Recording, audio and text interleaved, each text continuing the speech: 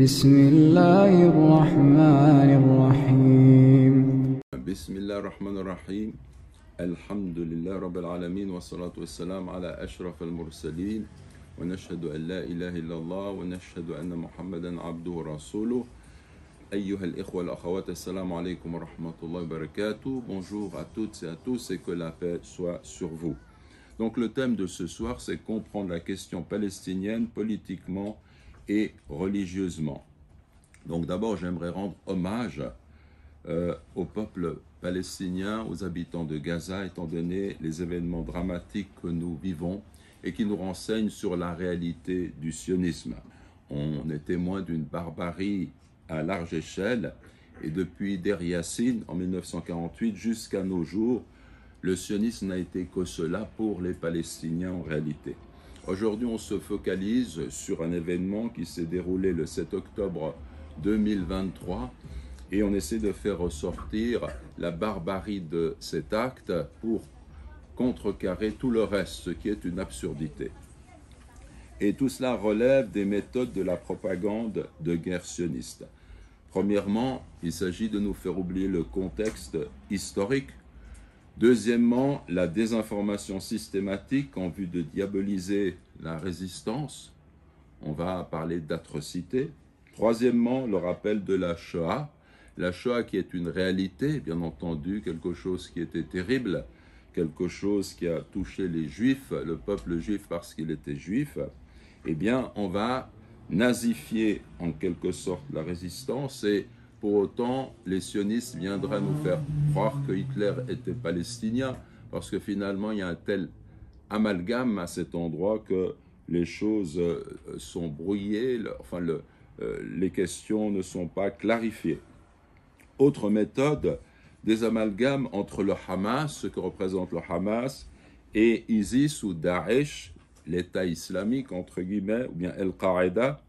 On oublie que Hamas est un mouvement de résistance parfaitement légitime qui a été élu pour diriger la bande de Gaza. Il est issu des frères musulmans.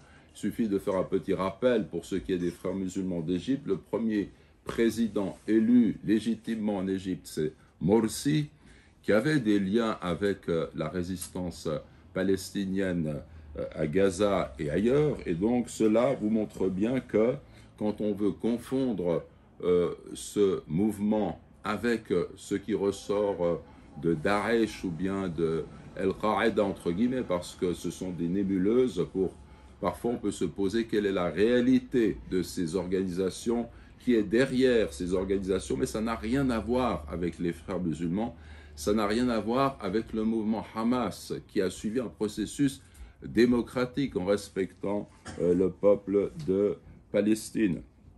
Aussi, autre méthode, l'exportation des enjeux du conflit à l'échelle internationale.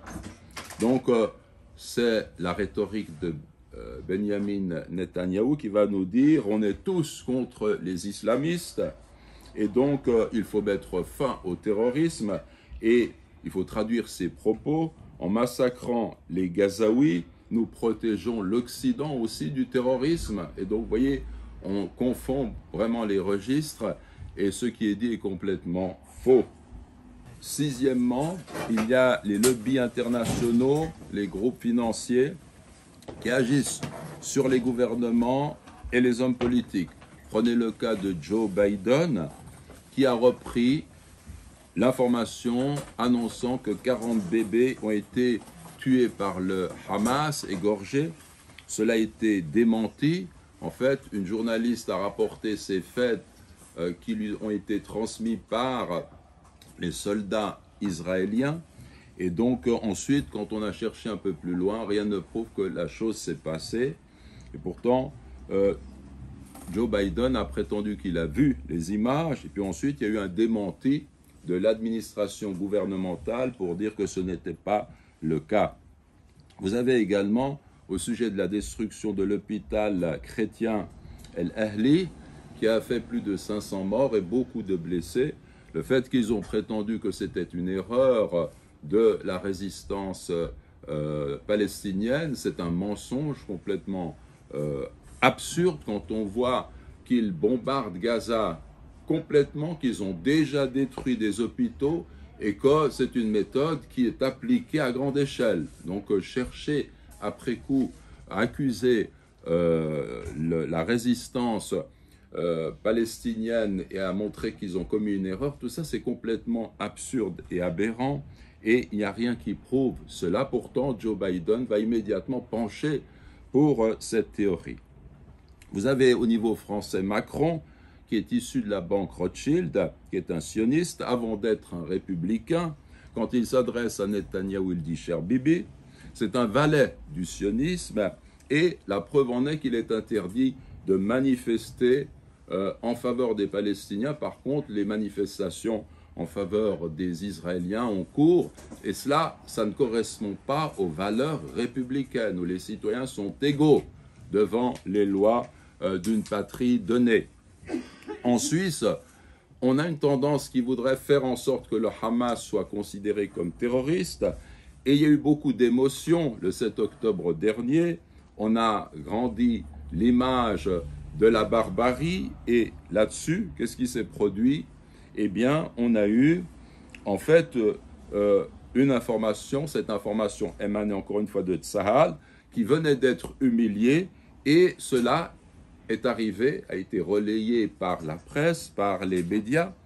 Et j'aimerais simplement vous dire une chose, mais je vais juste revenir sur la destruction de l'hôpital. Un élément que j'ai ici, c'est qu'un proche de Netanyahou, Hanania Naftali, a tweeté. C'est un porte-parole du gouvernement israélien, en tout cas il parle en son nom très fréquemment, et il a dit, après la destruction de cet hôpital, l'armée de l'air israélienne a frappé une base terroriste du Hamas à l'intérieur d'un hôpital à Gaza. Un grand nombre de terroristes sont morts. Et puis ensuite, eh bien, il a supprimé son tweet, mais c'était trop tard, et il a dit « Plus tôt dans la journée, j'ai partagé une dépêche publiée par Reuters sur le bombardement de l'hôpital de Gaza qui affirmait à tort qu'Israël avait frappé l'hôpital, dit-il. J'ai communiqué cette information et il montre que c'était une erreur. » Donc il se reprend sur cette information, mais c'est trop tard. Parce qu'en réalité, ils ont vraiment voulu frapper cet hôpital et ils sont à l'origine de ce crime qui est odieux.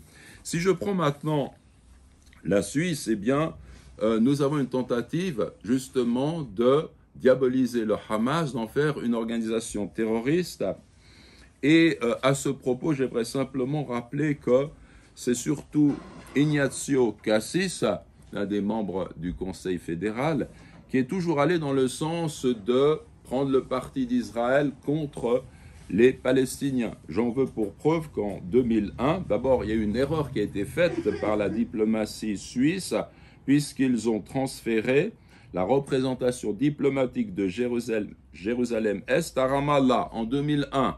Donc c'était une première erreur, il fallait rester à Jérusalem. Et puis ensuite, en 2021, eh bien, ils ont déplacé, ils ont fermé le bureau de la Direction du Développement et de la Coopération, la DDC, et ils l'ont déplacé de Jérusalem-Est en Cisjordanie. Et donc, c'est une façon pour la Suisse de dire, eh bien, Jérusalem est la capitale seulement d'Israël. Et cela, ça va contre le partage de 1967, qui est reconnu par la communauté internationale, qui relève du droit international. Donc, il ne peut pas y avoir une seule capitale pour un seul État. Et cependant, le Conseil fédéral va dans ce sens. Il déplace ses représentations pour dire que, eh bien, Jérusalem revient la capitale d'Israël. Et donc, cela est extrêmement grave. Mais nous devons dire précisément que ce n'est pas le rôle de la Suisse qui devrait rester neutre, de s'ingérer, de prendre parti de cette façon-là. Au contraire, notre gouvernement a toujours eu l'intelligence de garder un lien avec le Hamas, avec les frères musulmans, avec d'autres groupes, et de faire en sorte qu'une négociation puisse avoir lieu et reconnaître l'aspect légitime d'une résistance qui est confrontée quand même à une forme de terrorisme d'État qui se poursuit encore de façon tout à fait claire pour tout le monde. Alors, j'aimerais aussi vous dire que si on réfléchit, vous avez cette image de cet hôpital qui a été bombardé de façon terrible. Les images sont absolument atroces. Et en revanche, le Hamas a envoyé l'enregistrement d'une Israélienne qui a été filmée, Mia Shem, qui a 21 ans. Elle était blessée au bras. Ils ont montré qu'ils l'ont traitée dans un hôpital. Elle porte un pansement. Ils s'occupent d'elle. Elle est à Gaza. Elle dit qu'elle se trouve bien, qu'elle aimerait retourner chez les siens. Et donc ça montre quand même une réalité, c'est que ces combattants, eh bien ils ont traité, ils se sont occupés de cette personne. Qu'il y ait eu des erreurs parce qu'il y a des échanges de tirs, il y a des civils dans une confrontation de ce type qui sont nécessairement touchés, voire tués, c'est une réalité. Mais là, il faut des enquêtes pour déterminer s'il y a des coupables selon le droit international, s'il y a des crimes de guerre. Tout cela, ça nécessite des enquêtes. Et nous, on n'est pas contre les enquêtes, parce que si des enquêtes étaient lancées dans les deux camps, on verrait qui sont en fait les barbares, qui sont ceux qui depuis 75 ans, 75 ans, ont mené des activités qui sont absolument atroces. Donc ça, c'est un point que l'on peut mettre aussi en avant. On sait qu'il y a entre 200 et 250 otages, dont 22 ont été tués lors des bombardements. Et on sait également que le gouvernement de Netanyahou, eh bien, assassine de façon à large échelle des humains de façon indiscriminée et qu'il commet là un crime de guerre et un crime contre l'humanité. Et en fait, personne ne l'arrête. Et on sait que l'impunité est criminogène. Et c'est pour ça que ça continue de cette façon. Également, j'aimerais relever que l'un des arguments de taille que l'on peut opposer au Hamas aujourd'hui, qui ressort dans la presse et dans les médias, et notamment qu'a évoqué Madame Ifat Rechef dans un article qui est paru le 17 octobre dans Le Temps, journal suisse, eh bien, elle met en avant que le Hamas ne reconnaît pas l'État d'Israël et exprime dans sa charte une volonté de le détruire. Donc évidemment, quand on met en avant cet argument, ça veut dire qu'on veut tuer tous les Juifs, ce qui n'est pas le cas. Il n'est pas question de tuer tous les Juifs. Il est question de rejeter le fondement d'un État illégitime. C'est quand même différent. Mais l'autre chose, c'est que c'est vrai que dans la charte, on trouvait cela seulement en 2017. Le Hamas a modifié, amendé la charte et il a considéré qu'il était possible, il allait dans le sens de reconnaître les frontières de 1967 avec le partage de Jérusalem. En tous les cas, dans ce qu'il a avancé, il était question d'aller dans ce sens. Donc ça, c'est une première chose. Et donc, il est question de s'engager dans un processus de paix en reconnaissant les frontières de 1967 qui sont en fait la position internationale, au niveau du droit international. Eh bien, le gouvernement israélien a rejeté complètement ces propositions parce qu'il y avait des colonies de peuplement au-delà de ces frontières, parce qu'il n'est pas question de revenir en arrière, et parce que le Likoud, dans sa charte, à lui, ne reconnaît pas du tout d'État palestinien. Dans sa charte, on peut lire, notamment, sous le chapitre « Paix et sécurité », je cite, « Le gouvernement israélien rejette fermement la création d'un État arabo-palestinien à l'ouest du Jourdain. » Et plus loin, « Jérusalem est la capitale éternelle et indivisible de l'État d'Israël et seulement de l'État d'Israël. » Donc c'est clair, ça c'est contre les décisions ou bien le partage de 1967. Et donc l'État d'Israël poursuit contre le droit international sa colonisation illégale. Et c'est ça le nœud du problème. Chaque fois on doit en revenir à cela. Le problème, c'est que des gens colonisent d'autres chez eux et là, il y a une action qui est complètement contraire à nos principes, aux principes de toutes les nations qui respectent justement ce droit international. Mais j'aimerais vous dire une chose. Si j'étais sioniste, je pense que les sionistes ont raison d'appliquer cette logique. Pourquoi? Parce qu'en 1948, après les massacres abominables de Deir Yassin, et dans d'autres villages, et 700 000 réfugiés, et le fait qu'ils partent et qu'ils quittent leur foyer, leur demeure, eh bien, Israël, l'État s'est établi. Et la communauté internationale, c'était bien avant 1967, a reconnu la chose. Donc, c'est devenu légal tout d'un coup, parce qu'au niveau de l'ONU, eh bien, on a décidé que c'était légal. Alors que ce sont des territoires qui ont été pris de force, n'est-ce pas? Eh bien, puisqu'il en va ainsi, pourquoi est-ce qu'on ne va pas continuer encore et encore? Puisqu'il suffit de prendre par la force, puisqu'il suffit de prendre par la force un territoire, par la violence, par les massacres, ensuite tout le monde se plaint, le temps passe, c'est notre territoire et il est annexé au Grand Israël qui se constitue progressivement. Donc ils ont raison de penser comme ça, les sionistes. Ils sont dans leur logique depuis le premier jour. Et d'ailleurs, dans la genèse du sionisme, il y a le colonialisme, il y a le terrorisme et il y a le racisme aussi. On va peut-être revenir sur ce point-là. Mais ce que j'aimerais dire, c'est que quand vous plantez une graine de cactus, il ne faut pas vous attendre à recevoir ou trouver un pommier. Ça reste la genèse du sionisme, c'est ça, c'est le terrorisme. Ce que vous voyez aujourd'hui, c'est toujours la même chose. C'est toujours la même logique. Et donc, il faut en avoir conscience. Et alors, les résistants ont le droit de s'affirmer par des actes courageux. Alors on va les interpréter comme de la barbarie parce qu'on se focalise sur ces seules actions, on leur donne une image qu'elles n'ont pas. Mais en plus de cela, eh bien, il faut savoir, si quelqu'un vient occuper ma maison, prend mon appartement, tue mes proches et mes voisins, squatte mon jardin, il ne faut pas qu'il s'attende, me demande d'aller vivre dans une cave à ciel fermé ouvert, comme vous voulez. Ensuite, il me demande de ne rien faire de lui. Il ne faut pas qu'il s'attende à ce que je lui tende des fleurs, n'est-ce pas? C'est tellement évident cela qu'il faut quand même avoir une vision complète du tableau qui se dresse devant nous pour dénoncer les crimes du sionisme qui sont évidents. Puis, en plus de cela, vous avez ces frontières de l'État d'Israël. Ceux qui vous disent, qui commencent à accuser la résistance, dites-leur deux choses. Qu'en est-il de la colonisation, d'une part?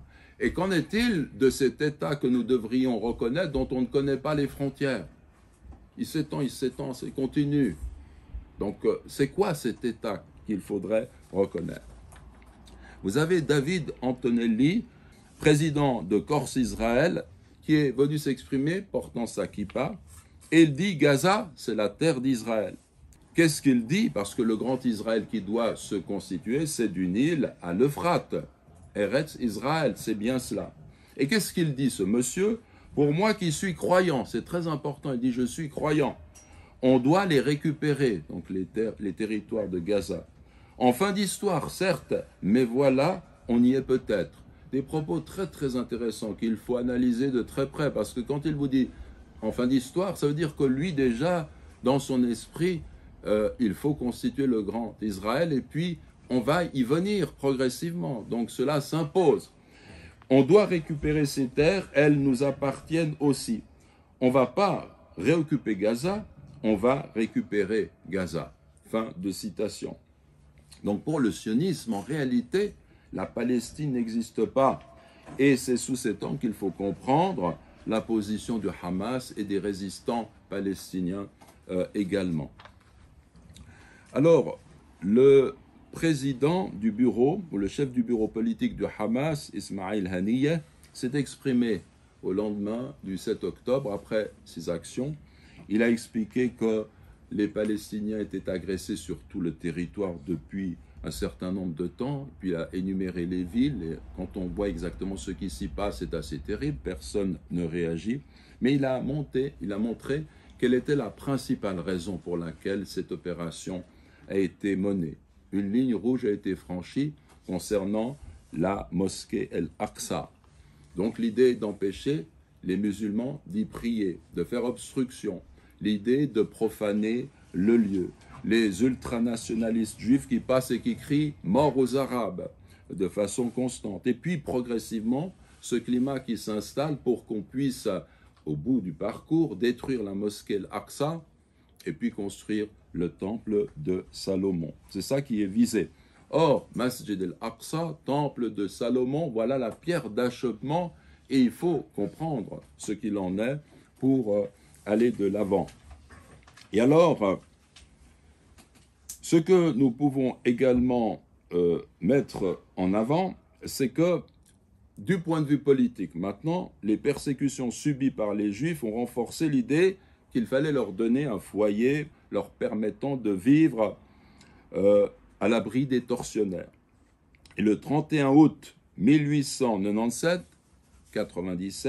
eut lieu le premier congrès sioniste à Bâle et son programme visait déjà la colonisation agricole et artisanale de la Palestine. Il fallait aussi donner aux Juifs le sentiment d'une appartenance nationale parce qu'ils étaient en diaspora, ils étaient dispersés. Et il fallait convaincre aussi les gouvernements du fait qu'il était nécessaire de soutenir les Juifs pour ce retour en Palestine. Et cela s'est réalisé notamment politiquement par le soutien du gouvernement britannique et par le soutien financier de Lionel Walter Rothschild, qui est à l'origine de la déclaration Balfour de 1917. Or, cette déclaration, elle revient en gros à donner à quelqu'un une chose qui ne vous appartient pas. En commerce, par exemple, dans les moindres transactions, si je te dis, ben voilà, tu vois, cette maison qui est là, elle t'appartient, je te la donne. Mais je n'en suis pas le propriétaire. Cette démarche est, dès le départ, caduque. Elle n'a aucune valeur. Je ne peux pas ensuite, même si je vais investir, si la personne à qui j'ai donné cette maison va l'investir, va en chasser les propriétaires légitimes, même si cela dure des années, le fondement du processus, c'est une escroquerie, c'est un mensonge. Et c'est ce qui s'est passé. Donc il faut en avoir conscience également. Et en réalité, il faut souligner également que Herzl n'était pas quelqu'un qui agissait au nom de la foi juive. Il n'a jamais obtenu au départ le soutien du rabbinat. Et d'un point de vue purement politique, la fondation de l'État d'Israël est un fait de colonisation. Et de cela, on peut tirer une conclusion majeure, une première conclusion. Cette colonisation aurait dû prendre fin, comme a pris fin celle des Français, des Britanniques, des Anglais, des Italiens. Ils sont tous retournés chez eux. Si on analyse les choses d'un point de vue politique, pour rendre ce qui revient au peuple, c'est leur droit, out, vous sortez, vous n'avez rien à faire ici, d'un point de vue politique. N'est-ce pas? Ça, c'est un point. Alors, c'est pour ça qu'ils vont chercher progressivement une justification pour rendre légitime cet État et à laquelle on va désormais se tenir, c'est une justification religieuse, voire messianique. Et il faut entendre certains rabbins qui vont encourager les sionistes à penser de cette façon, les Israéliens. Ils vont leur dire, écoutez, si vous délaissez votre foi, si vous délaissez le fait que vous êtes juif, eh bien sachez que ce qui s'est passé, c'est un vol. On a volé cette terre. S'il n'y a pas la dimension religieuse, moi j'ai entendu un rabbin dire cela, on a volé cette terre, on n'a pas droit à cette terre. Donc vous devez absolument comprendre ce qui se passe d'un point de vue religieux. Alors, l'argument biblique, il est important, et c'est d'ailleurs cet argument qui va rallier à cette cause beaucoup de chrétiens, notamment aux États-Unis, et le cinéma va servir aussi cette propagande, ou en tout cas relever cet aspect biblique, avec par exemple les 10 commandements, avec Charlton Heston et Yul Brynner. Vous connaissez ce film, il a eu beaucoup de retentissement, et puis il a marqué les esprits parce qu'on voit un peuple qui va se libérer du joug de Pharaon, et cela va marquer des générations convaincues du droit moral, humain et biblique au retour à la terre promise. Puis la Bible parle bien de cela en réalité. Alors, il y a juste un point que j'aimerais mettre en avant. C'est vrai qu'il y a un argument biblique. Dieu a promis aux fils d'Israël cette terre. On va le trouver dans la Bible. C'est vrai que l'argument est bien là. Mais alors j'aimerais comprendre, si les sociétés sécularisées, laïques, envisagent la question d'un point de vue purement laïque, du point de vue du droit international selon ce que décrète la société civile, et qui met les lois religieuses un peu de côté.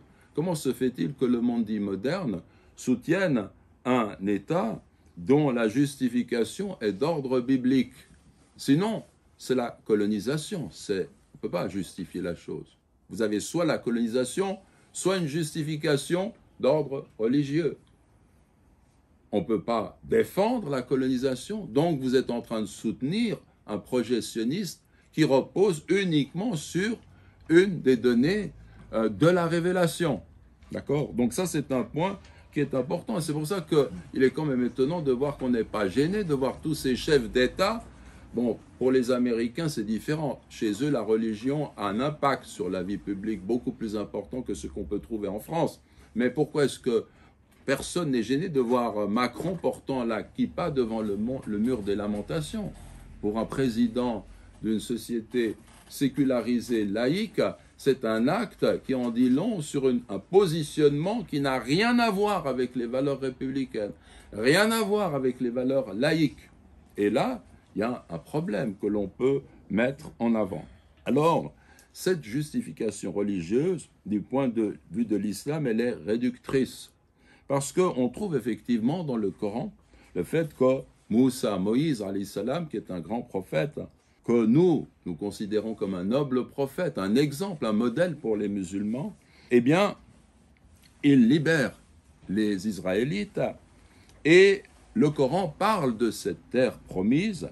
Ya qawm idkhulul ard al-muqaddasata allati kataballahu lakum. Voilà ce qui est dans le Coran. Ô mon peuple, dit Moïse, entrez dans la terre sainte que Dieu vous a destinée. Textuellement, kataba lakum, c'est-à-dire kataballahu lakum, a prescrite. Et cette terre, c'est bien la terre dont nous parlons. Or, ce qu'il faut comprendre, c'est que Moïse, comme Salomon, sont des prophètes de l'islam. Et ils partagent la même foi en un Dieu qui est unique. Et la terre sainte est celle qui abrite la mosquée Al-Aqsa, qui est le même endroit reconnu comme saint par les prophètes descendants d'Israël, qui sont aussi des prophètes de l'islam. Les Juifs désignent par l'expression Beit HaMikdash, écoutez bien, Beit HaMikdash, le temple de Salomon, alors que les musulmans désignent le même lieu, l'esplanade des mosquées de Jérusalem, comme la maison sanctifiée Beit el-Maqdis. Beit HaMikdash, Beit el-Maqdis, c'est le même lieu. C'est le même endroit. Le Masjid al-Aqsa, c'est la maison aussi de Salomon. C'est une maison qui remonte très très loin dans l'histoire. Et donc cela signifie que nous maintenant, on a une même perspective sur le caractère saint de ce lieu. Alors à qui est-ce qu'il va revenir? Est-ce qu'il revient aux Juifs, aux Bani Israël, ou bien est-ce qu'il revient aux musulmans? C'est une question, on peut la poser. Et en réalité, nous savons du point de vue de l'islam. C'est pour ça qu'il faut considérer cet angle religieux, la question sous l'angle religieux. Nous avons, le verset du Coran qui nous dit « Qulu amanna billah » dites nous croyons en Allah. « Wa ma unzila ilayna » et ce qui nous a été révélé, ce qui est descendu sur nous. « Wa ma unzila ila Ibrahim » ce qui a été descendu sur Abraham. « Wa Ismaïl » et Ismaël. « Wa Ishaq » et Isaac. « Wa Yaqub » et Jacob. « Wa al-Asbat » les tribus descendantes de Jacob. « Wa ma utiya Moussa wa Isa » ce qui a été donné à Moïse et ce qui a été donné à Jésus. Ce qui a été donné aux prophètes venant de leur Seigneur. Nous ne faisons aucune distinction entre eux, entre ces prophètes. Et à lui, à Allah, nous sommes soumis. Musulmans. Donc moi je ne suis pas, en tant que musulman, quelqu'un qui se réclame d'une tribu descendante de Juda. Je ne vais pas limiter ma perspective à ce tribalisme, à cette ascendance-là. Dieu s'adresse désormais, par la venue de notre prophète Mohammed, sallallahu alayhi wa sallam, qui s'adresse à tous les peuples, il s'adresse à tous désormais. Nous sommes tous des êtres humains sur un même pied d'égalité, quelles que soient nos origines, devant notre Créateur. Et donc, il faut considérer que notre prophète, sallallahu alayhi wa sallam, eh bien, va se rendre à al-Masjid al-Aqsa. Il y a le verset qui vous dit Subhanalladhi asra bi'abdi layla min al-Masjid al-Haram ila al-Masjid al-Aqsa. Gloire à celui qui a déplacé son serviteur de nuit, qui a fait ce voyage depuis le Masjid al-Haram, la mosquée sacrée, c'est la mosquée de la Mecque, il a le Masjid al-Aqsa, la mosquée la plus éloignée, qui est en fait la mosquée qui se trouve à El-Quds, Jérusalem, cette esplanade des mosquées. Et donc il a fait ce voyage. Que signifie cela? Et là, c'est pour ça que je vais avoir besoin du tableau. Je vais juste vous faire rapidement une représentation, parce que parfois, par les représentations, merci, les choses s'éclaircissent. Vous avez Abraham. Je vais mettre en français Ibrahim, d'accord? Abraham. Puis vous avez, il a eu Ismaël.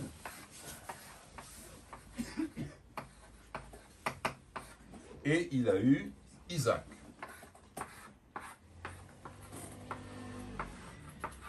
Voilà. Ce sont ses enfants. Il y a une descendance, je vous ai cité le verset, descendance avec toute une lignée de prophètes, des Banu Israël. Et nous respectons ces prophètes. C'est pour ça que dans l'islam, il n'y aura jamais d'antisémitisme. Ça n'a pas de sens pour nous. Moïse, c'est notre prophète. Et puis, toutes ces traditions, relèvent de ce que Dieu a fait quand il a choisi parmi les fils d'Israël cette noble descendance. Alors, vous avez ça, puis vous avez Ismaël. Et en fait, lorsque le messager de Dieu fait ce voyage nocturne et puis va s'élever dans les cieux, l'ascension, il va boucler cette boucle. Et donc, on a ici Muhammad. On peut écrire comme ça, un langage peut écrire de différentes façons. Ça, c'est Muhammad. Ce schéma-là, il vous montre que nous avons ainsi une boucle qui est bouclée. Et en fait, ce lieu est le même. C'est prophète. Si je mets là Moïse, Jésus, ce sont nos prophètes. Quand cette terre a été donnée, elle a été donnée à des gens qui étaient soumis à Dieu, qui suivaient l'ordre de Dieu. Lorsque vient le prophète Mohammed, sallallahu alayhi wa sallam, qui est un prophète, les Juifs, une partie des Juifs, parce qu'il y en a qui se sont convertis, qui sont rentrés dans l'islam, vont le rejeter parce qu'il n'est pas juif. Ils ont tenu à cette ascendance plus qu'à la volonté du Créateur. C'est comme ça que nous concevons les choses. Et ce que j'aimerais dire par rapport à ça, c'est que aussi vous avez une tentative aujourd'hui qu'on appelle les accords d'Abraham. Vous avez Israël, les Émirats, Bahreïn, et puis également d'autres pays comme le Maroc et le Soudan qui sont allés dans le sens de ces accords. Pour dire, mais finalement on peut très très bien s'entendre, il n'y a qu'une seule religion abrahamique. Je vous donne cette information, passage au sujet des accords d'Abraham. Ma kana Ibrahim Yahudiya wala Nasraniyan, walakin kana Hanifan muslima, wa ma kana min al-mushrikin. Un seul verset qui vous dit Abraham n'était ni juif ni chrétien. Il s'écartait de toute idolâtrie, était soumis à Dieu, musulman, et n'était point du nombre des associateurs. Donc si vous voulez ramener Abraham au fait que Abraham c'est le père des Juifs, il était juif lui-même, non, il n'était pas juif, il n'était pas chrétien. Par contre, il est le père de cette descendance de tous ces prophètes qui étaient soumis pareillement à Dieu. Voilà la conception de l'islam. Et voilà pourquoi le Masjid al-Haram est si important dans notre foi. Ce que j'aimerais aussi mettre en avant, c'est que cet universalisme de l'islam contraste fortement avec le particularisme lié intrinsèquement au judaïsme.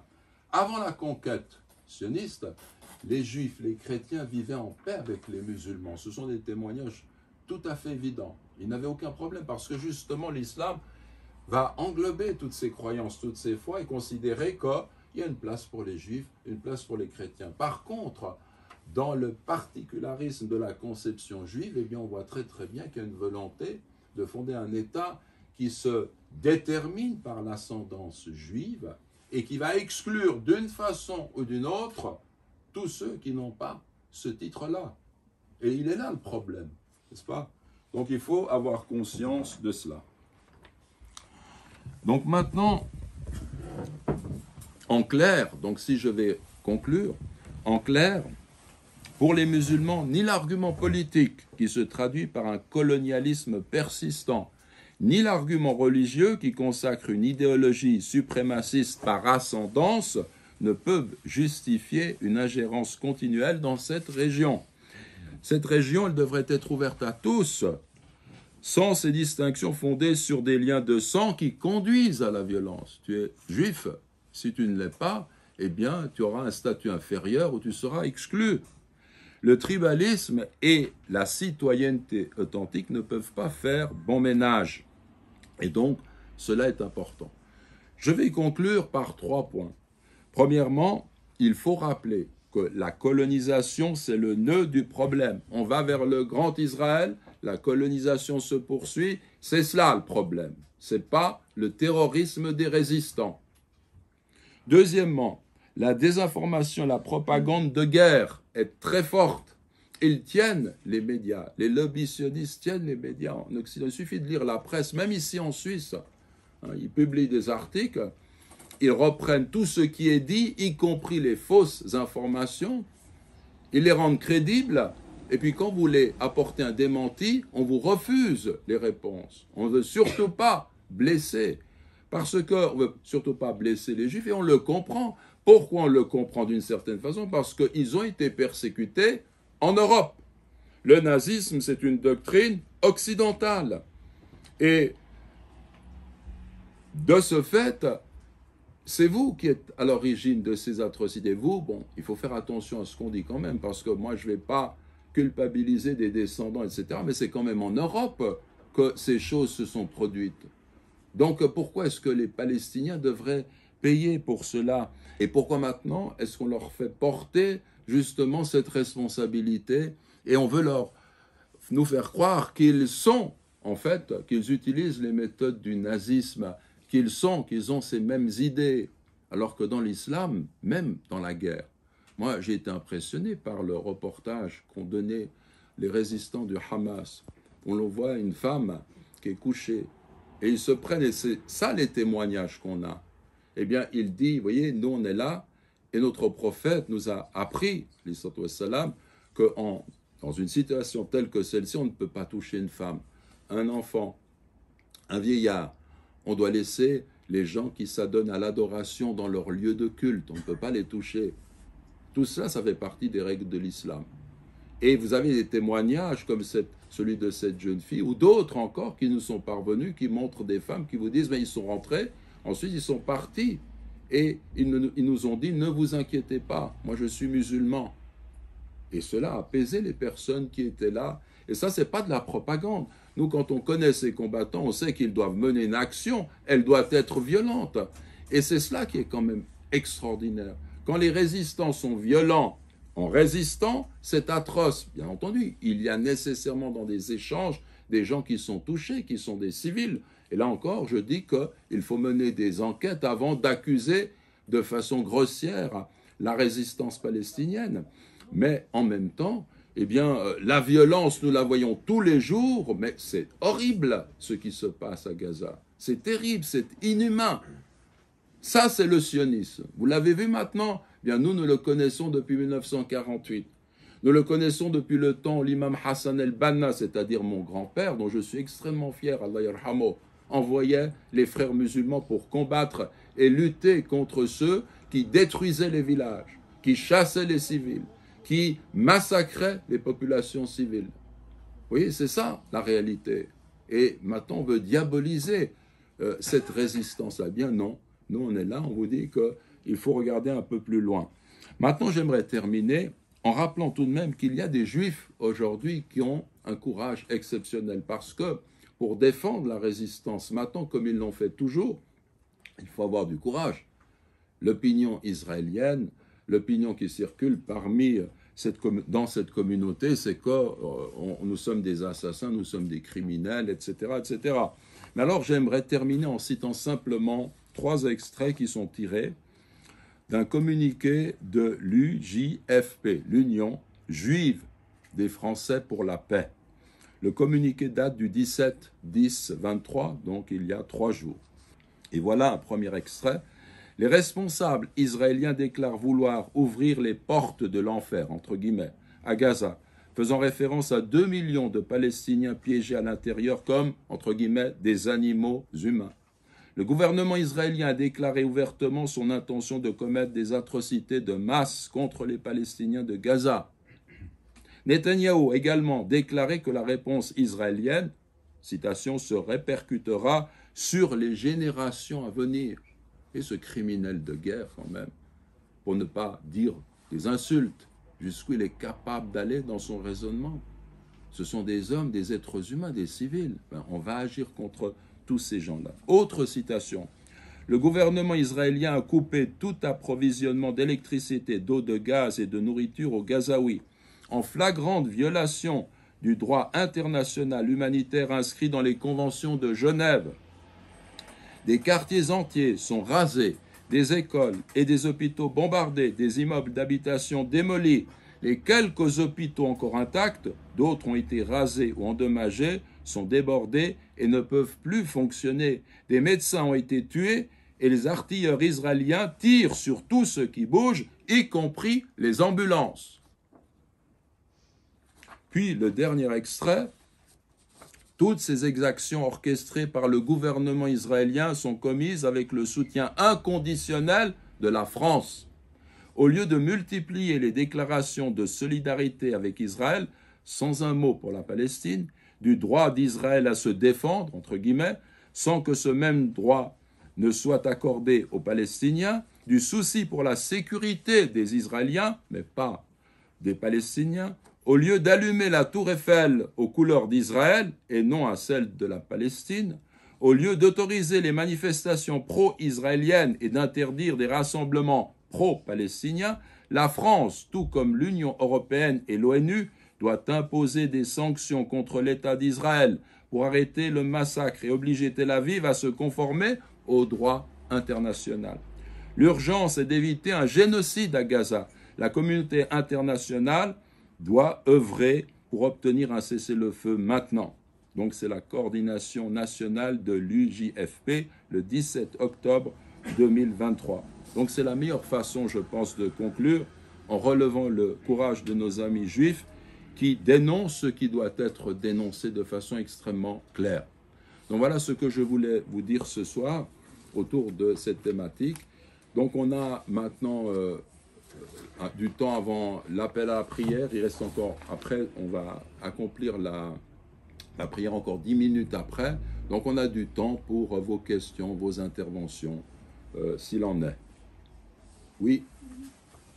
Récemment, un professeur de l'université de Berne a été suspendu parce qu'il a pris une position sur les réseaux sociaux en faveur du Hamas comme mouvement de résistance. Est-ce que vous savez de qui il s'agit? Parce que son nom n'est pas mentionné dans la presse et je pense que c'est quelqu'un qui mériterait d'être soutenu dans la mesure où il a été censuré et où la décision a été prise extrêmement rapidement. Pardon? Qu'est-ce que tu dis? Oui, tu peux laisser, on verra ça. Oui, alors, moi, j'ai eu cette information comme vous, je ne connais pas la personne, j'ai été scandalisé par le fait qu'il puisse être relevé de ses fonctions, mais encore faut-il savoir quelle va être sa position à lui. Est-ce qu'il va choisir de se défendre ou pas? Et puis, bon, on peut suivre cette condamnation, on peut s'interroger et puis prendre la défense de quelqu'un qui ne fait que défendre un mouvement de résistance. Mais je tiens à vous faire aussi, je tiens à souligner que maintenant il s'agit de diaboliser le Hamas, même au niveau du droit suisse, au niveau de l'État. Et donc ça va dans ce sens progressivement. Alors nous, ce qu'il faut faire maintenant, c'est surtout pas nous taire et puis admettre que l'on puisse aller dans le sens qui est celui que suivent les gouvernements français et états-uniens. La Suisse vaut bien plus que cela au niveau de ce qu'elle représente dans la défense des droits humains. Nous sommes dépositaires des conventions de Genève, et là c'est tout à fait flagrant. Je veux dire que tout ce qui se passe, eh bien, c'est une violation des conventions de Genève contre des civils palestiniens. Donc il ne peut pas y avoir deux poids, deux mesures comme ça de façon continue. Donc on va toujours dire pour ce qui est de nous la vérité. Et vous avez raison de relever ce cas qui ne doit pas nous laisser indifférents. Il faut suivre cette affaire et puis voir ce qui pourra être fait, bien entendu.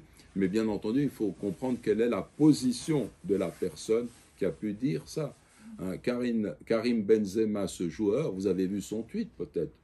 Le tweet qu'il a fait, mais c'est un tweet où on ne peut rien dire, il n'a aucun lien. Et ce qui est d'ailleurs assez intéressant, c'est qu'on va lui faire, et ça j'aimerais vous rendre attentif à ce processus des journalistes, on dit, ou bien des hommes politiques, il a un lien avec les frères musulmans, donc ça le rend coupable. Alors lui va dire, non mais moi je n'ai pas de lien avec les frères musulmans, ce qui est bien le cas.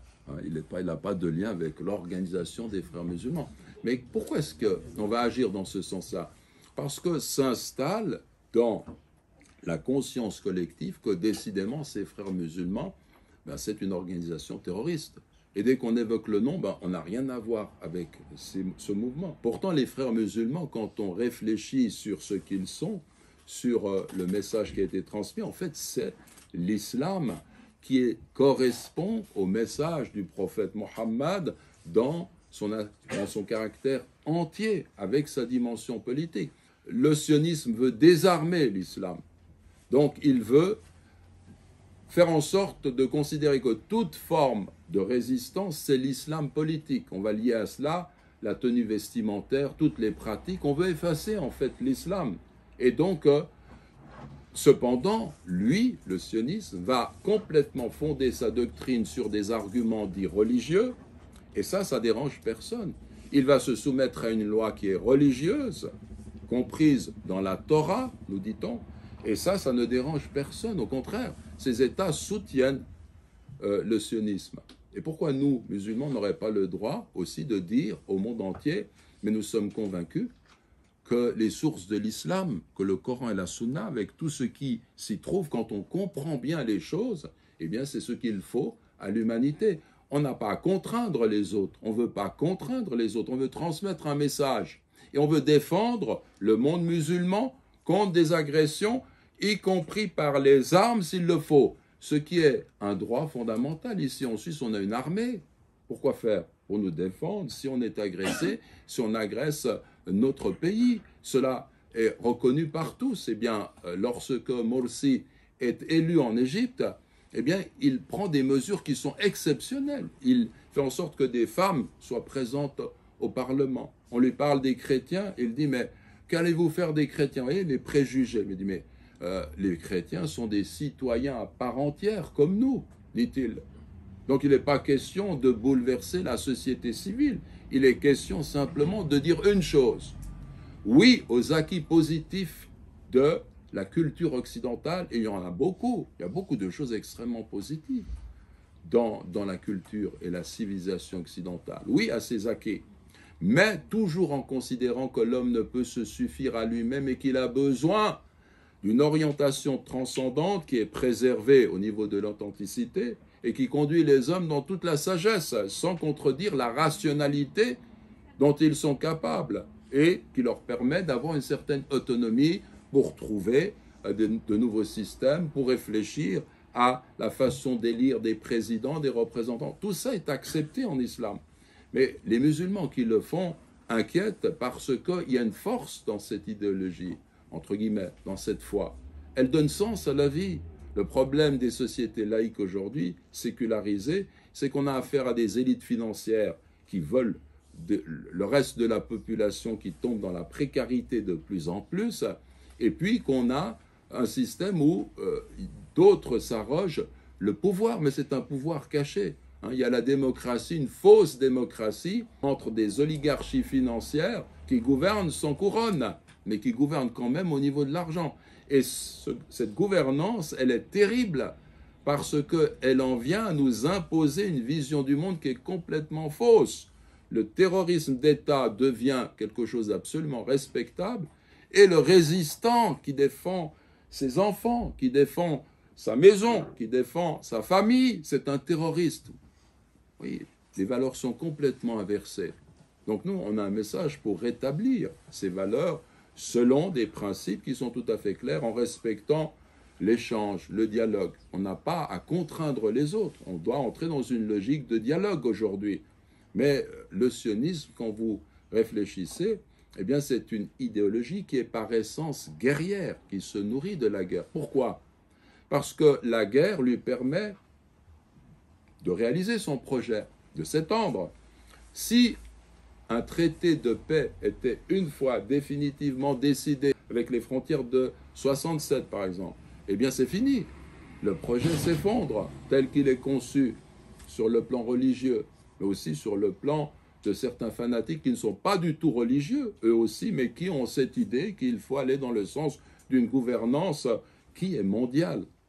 Quand Jacques Attali vous dit ça serait bien que Jérusalem vous explique que les différents maires de différentes obédiences politiques ont tous dit qu'il fallait que Jérusalem soit notre capitale, ont tous lutté pour agrandir Jérusalem, n'est-ce pas? Eh bien, qui dit ensuite, eh bien, ça serait bien que Jérusalem soit la capitale du monde, parce qu'on y vient à ce monde.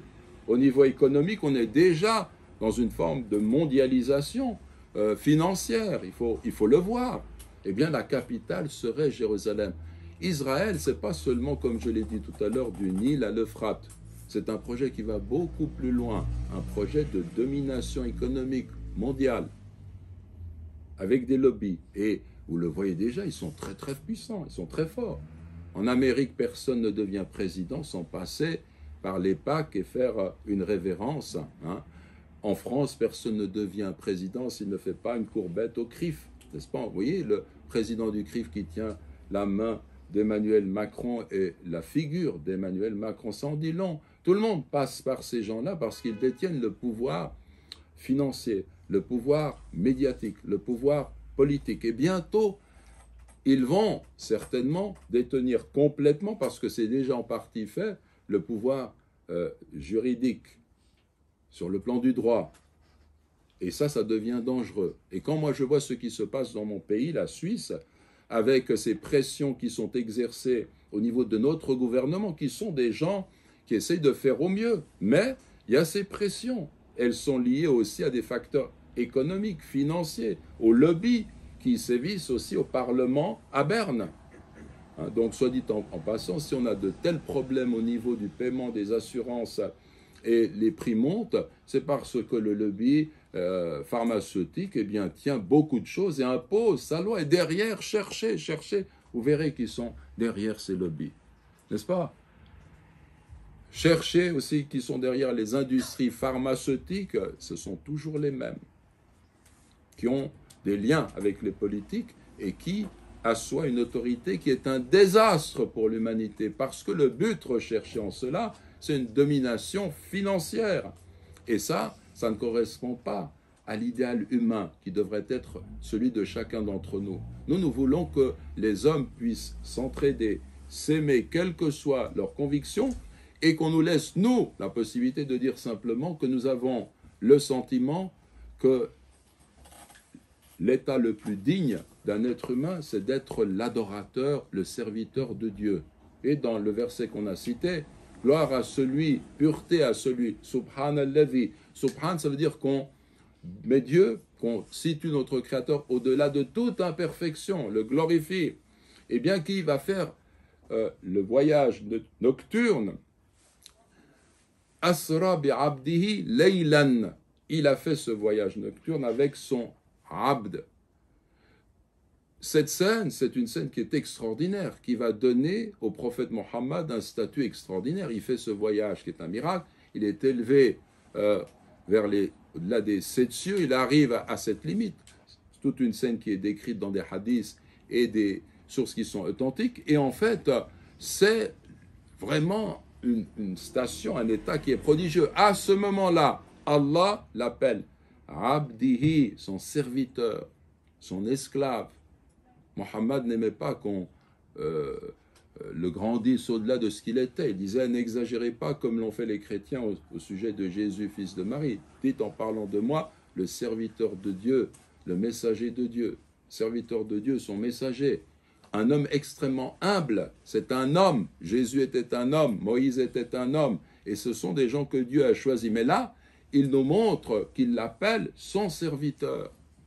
Donc, l'attitude la plus noble d'un être humain, c'est de se tourner vers Allah, de reconnaître qu'il est notre Créateur, de nous soumettre à lui, de l'aimer de tout notre cœur et de le servir, et de comprendre que ce monde a un sens. Donc nous avons cette perspective. Nous appelons les gens à aimer Dieu de tout leur cœur et à s'aimer en Dieu. Je vous appelle simplement à comprendre ce qu'est l'islam, à vivre ce qu'est l'islam. Et nous autres musulmans, peut-être que nous ne vivons pas l'islam de façon authentique. Peut-être que nous ne témoignons pas de la réalité de l'islam. Aimer Dieu de tout ton cœur et aimer tes semblables avec le cœur et les appeler à cet amour en Dieu. Ça, c'est notre message. Il en est d'autres qui prétendent qu'ils sont meilleurs que tous les autres ou qu'ils ont des privilèges du fait de leur ascendance. Et cela crée un problème qui aujourd'hui touche l'ensemble de l'humanité. Voilà. Donc, si vous le voulez bien, la prière de Aïcha, je pense que le adhan va être fait. À moins que quelqu'un veuille dire, ajouter quelque chose, on va s'arrêter là. Oui. Non, quelqu'un met son manteau, alors on s'arrête, Inch'Allah. Bismillah ar-Rahman ar-Rahim. Alhamdulillah Rabbil Alamin. Wa salatu wa salam ala ashraf al-mursalin. Rabbana atina fi dunya hasana, wa fil akhirati hasana, wa qina adhab an-nar. اللهم اغفر لنا ذنوبنا وكفر عنا سيئاتنا وتوفنا مع الأبرار. أرحم المسلمين في غزة، أرحم المسلمين في غزة، أرحم إخواننا وأخواتنا في غزة يا أرحم الراحمين يا ذا الجلال والإكرام. أرحم والدينا والدي والدينا والمسلمين والمسلمات والمؤمنين والمؤمنات الأحياء منهم والأموات. وصل اللهم على النبي محمد وعلى آله وصحبه وسلم تسليما كثيرا. وجزاكم الله خيرا والسلام عليكم ورحمة الله وبركاته.